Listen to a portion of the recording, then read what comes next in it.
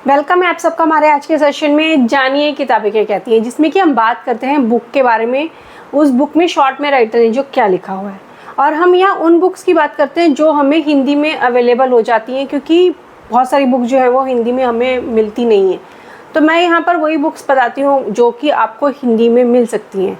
वो self help book हो सकती हैं, वो कोई भी बुक्स हो सकती हैं। तो इसी सीरीज़ में मेरी पहली जो बुक होने वाली है वो है the top 5 regrets of the dying, कि ये इंटरनेशनल बेस्ट सेलर बुक है। ये आप देख सकते हैं, इस तरह से ये बुक है। प्रभात पब्लिकेशन हाउस इसका पब्लिकेशन हाउस है, और ब्रेनी बेयर जो है इसकी राइटर हैं। और ये बुक की MRP 400 रुपये है। तो ये बुक हमें बताती है कि हम किस तरह से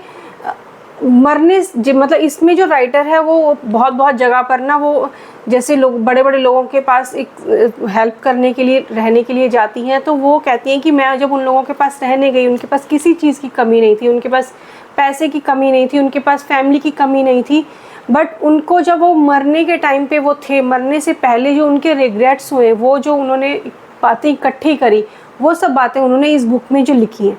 कि उतना पैसा होने के बाद भी उनके दिल में कोई ना कोई ऐसी बात रह गई जिससे कि उनको लगता था कि ये काम मैं शायद पहले कर रहे थे। जैसे कि ये कि काश मैंने अपने आप को खुश रखा होता, मैंने लोगों को खुशी या दुनियादारी को देखने की कोशिश ना की होती कि मैं लोगों को कैसे खुश रखूं। तो लास्ट में उसको यही लगा कि चाहे कितना मर्जी पैसा कमा लिया, काश मैंने अपनी खुशी को पहले आगे रखा होता, मैंने उन लोगों से प्यार किया होता कि पैसे की तरफ ना दौड़कर अपनी फैमिली को इम्पॉर्टेंस दी होती, जिससे कि मेरी फैमिली की मेरे रिलेटिव जो है वो मेरे साथ होते। तो ये राइटर ने बहुत जगह जा जाकर बहुत लोगों के पास रहकर इन्होंने उनकी सेवा करी, और उन लोगों के से उन्होंने वही चीज़ें जानने की कोशिश करी कि उन लोगों को इस तरह के क्या रिग्रेट थे कि जो है इस हर चीज़ सब सहूलतें होने के बाद भी उनके दिल में जो है वो एक लास्ट चीज़ जो रह जाती थी, काश मैंने ये कर लिया होता, काश मैंने अपने परिवार के रिश्तों को ख़राब ना किया होता, काश मैंने लोगों को माफ़ कर दिया होता, या फिर काश मैंने अपने दिल में जो बातें छुपा कर रखी हैं वो मैंने लोगों को बता दी होती, या जो मुझे अब तकलीफ़ दे रही हैं, या फिर काश मैंने उन रिश्तों को भी इम्पोर्टेंस दी होती जो मेरी फैमिली में मेरे साथ हैं, या मैंने काश इतनी मेहनत नहीं की होती कि मैंने अपनी लाइफ में वो छोटे छोटे पल जो है वो इंजॉय नहीं किए हैं। तो अगर आप जानना चाहते हैं कि हम अपनी लाइफ में वो जो है वो चीज़ें ना करें, वो अपने आप को किस तरह से खुश रख पाएँ, तो ये बुक आप डेफिनेटली पढ़ सकते हैं। ये हिंदी में अवेलेबल है और ऑनलाइन भी आपको मिल जाती है। अपने प्रियजनों की मृत्यु से सीखें अर्थपूर्ण जिंदगी जीने के मंत्र। तो ये बुक जो है का लिंक जो है अगर मिलेगा, जिन बुक्स का लिंक मिलेगा मैं डिस्क्रिप्शन में डाल दूँगी। तो नेक्स्ट बुक हमारी जो है वो है, अगर आप सेलिंग के डिपार्टमेंट में हैं, अगर आप, क्योंकि हर आदमी कुछ ना कुछ सेल करता है, चाहे वो ऑफिस में है, मार्केटिंग में है, कहीं पर भी है। ये नहीं कि हम बात करेंगे सेल्समैन ही सेल्स करते हैं, हर कोई कुछ ना कुछ, कोई अपनी सर्विस सेल कर रहा है, कोई अपने प्रोडक्ट सेल कर रहा है, कोई किसी भी तरह से सेल कर रहा है। तो अगर आप ऐसी एक बुक पढ़ना चाहते हैं कि जो आप किस तरह से आप अपने आप को इम्प्रूव करें, कि आप अपनी सेल बढ़ा सकें, आप किस तरह से आप अपने आप को और आगे बढ़ा सकें, तो ये बुक है मैं सेलिंग में असफलता से सफलता तक कैसे पहुंचा। इसके राइटर हैं फ्रैंक बेटगर। ये बुक है इस तरह से, और ये बुक जो है वो मंजुल पब्लिकेशन की बुक है, और 250 रुपये इस बुक की MRP है। ये बुक हमें बताती है कि सेल्समैनशिप पर राइटर ने किस तरह से बहुत सारी किताबें पढ़ी या किस तरह से एक्सपेरिमेंट किए, जो उसने अपने हिसाब से जो एक्सपेरिमेंट किए या अपने आप से अपने किस तरह से इम्प्रूव किया, वो जो चीज़ें हैं वो राइटर ने इस बुक में लिखी हुई हैं, बहुत अच्छे से डिटेल्स में लिखी हुई हैं कि हमें किस तरह से, हमें सिर्फ सेल ही नहीं करनी होती, हमें लोगों के साथ एक रिलेशनशिप बनानी होती है, हमें लोगों के साथ एक कांटेक्ट बनाना होता है। सेल तो एक बाद की बात आती है, हमें सबसे पहले जो चीज़ देनी है सामने वाले को, उसको उसकी ज़रूरत है या नहीं है, हमें उसकी ज़रूरत के हिसाब से बात करनी होती है। फिर हम अपने आप को किस तरह से प्रेजेंटेबल बना के जा रहे हैं, क्या सामने वाले को ये लग रहा है कि हम उस काबिल हैं कि हम उसको कोई चीज़ दे सकें। तो राइटर ने इसमें बॉडी लैंग्वेज के बारे में, किस तरह से हम अपने आप को इम्प्रूव कर सकते हैं, किस तरह से हम अपने प्रोडक्ट की पूरी नॉलेज लेनी चाहिए, या फिर किस तरह से हमें सामने वाले की एक, अगर हमें किसी चीज़ के बारे में अगर लेना है तो हमें सामने वाले की थोड़ी सी इन्फॉर्मेशन भी लेनी चाहिए कि क्या उसका फैमिली बैकग्राउंड है, या फिर ये नहीं कि हम सीधे जाएं और ये बेच दें, जी ये ले लीजिए। तो इसमें मोस्टली राइटर ने जो बात करी है वो सेल्समैनशिप पे बात करी, जैसे कि जो प्रोडक्ट्स होते हैं जैसे लाइफ इंश्योरेंस हो गए, या फिर आप कोई प्लान बेच रहे हैं, मेडिकल प्लान बेच रहे हैं, जैसे कि इस तरह की जो भी प्लान होते हैं उनको किस तरह से बेचने के लिए या सेल करने के लिए किस तरह से हम लोगों के सामने उन चीज़ को प्रेजेंट कर सकते हैं। ये बुक आप डेफिनेटली ले सकते हैं, बहुत बहुत अच्छी ये बुक है। नेक्स्ट बुक हमारी आती है, अगर आप ये जानना चाहते हैं, ये बुक है हमारी सेपियंस, मानव जाति का संक्षिप्त इतिहास। इसका ट्रांसलेशन किया है मदन सोनी जी ने, ये आप देख सकते हैं। ये भी मंजुल पब्लिकेशन हाउस की बुक है, 600 रुपये इसकी MRP है।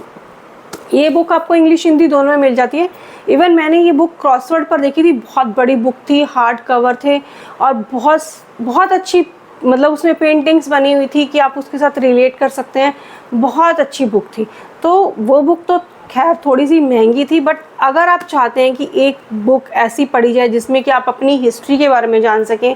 कि किस तरह से हम लाखों करोड़ों साल पहले